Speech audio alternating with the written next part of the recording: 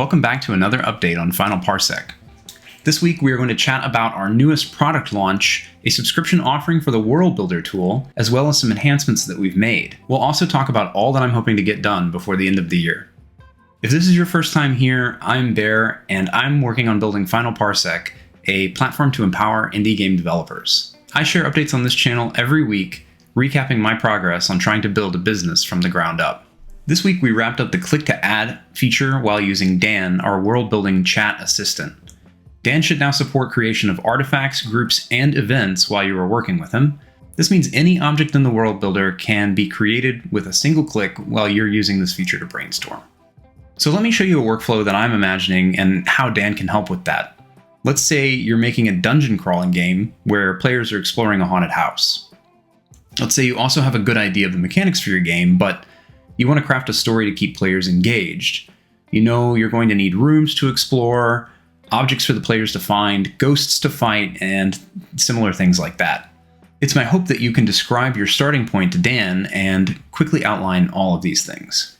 This week we also introduced a paid product to store more data on the World Builder and to have more interactions with Dan each day. There's a new usage page which shows all the worlds that you have and how much data they use. It also shows how many times you've chatted with Dan in the last 24 hours. And so we've added a new product to the store that I'm calling World Builder Architect. It's my intent to keep refining this page to have one of those stereotypical grids outlining features. Some of the bigger selling points I think that I have compared to others is that all users will have an ad-free experience, both the creator as they work and people viewing their worlds later. I also think that I have a competitive advantage in not limiting the number of articles that the creator can place in their world, which seems fairly typical from what I've seen competitors do. Instead, the current limitation is going to be around the storage on disk that you create.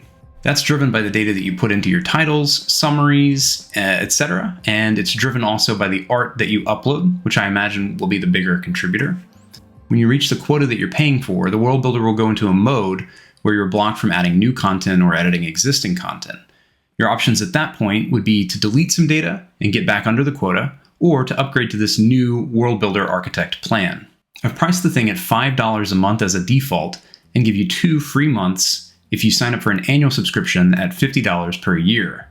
To celebrate the new launch, use the code NEWWORLD at checkout to get 50% off your first payment. That means you can get your whole first year for only $25.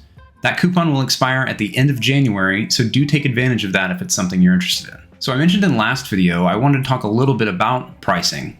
A bit of thought and research went into this. I did some cost analysis to determine what it would actually take for us to provide this service, assuming the customer used it to its full potential.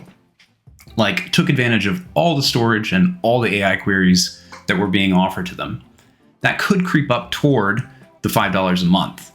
The reality is the typical customer will only partially use these services, but with only a couple dozen worlds actually added to the tool so far, it's kind of hard to tell what the actual average usage will look like. So, of course, aside from making sure that I'm not offering the service at a loss, what else goes into it? Well, I've done some market research to look at similar products, and they tend to sit around this price range for their introductory or lower tier paid offerings. That, to me, is a signal that customers are likely to find this price palatable. The big thing, though, that I want to be clear about is that pricing models and strategies don't have to be set in stone. You should, of course, honor your agreement with existing customers, but you should also be analyzing your pricing model and strategies on a continuous basis. So while this is something that I'm starting with, it's my intent to watch how it's used and learn. So let's talk about what's next then. Obviously, this product page is super bare. I want to outline all the features that customers get and what changes they pay for with the new plan. I also need to make the AI query limiter, your chats with Dan, work in a manner similar to the storage limit feature that I added this week. Finally, I'm hoping to get a blog post out before the end of the year that speaks to the value of good daily habits, and I'd like to pair that with the release of the dailies feature in the World Builder that I've spoken about in previous videos. I think there's tremendous creative value in just sitting down to write even something small each and every day, And I want to advocate for that with some content in the form of a blog post and a feature in the world building tool.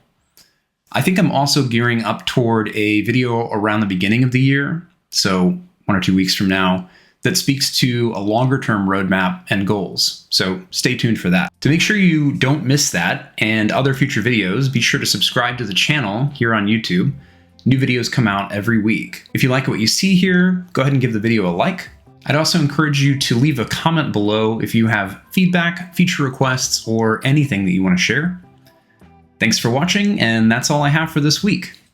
Bye!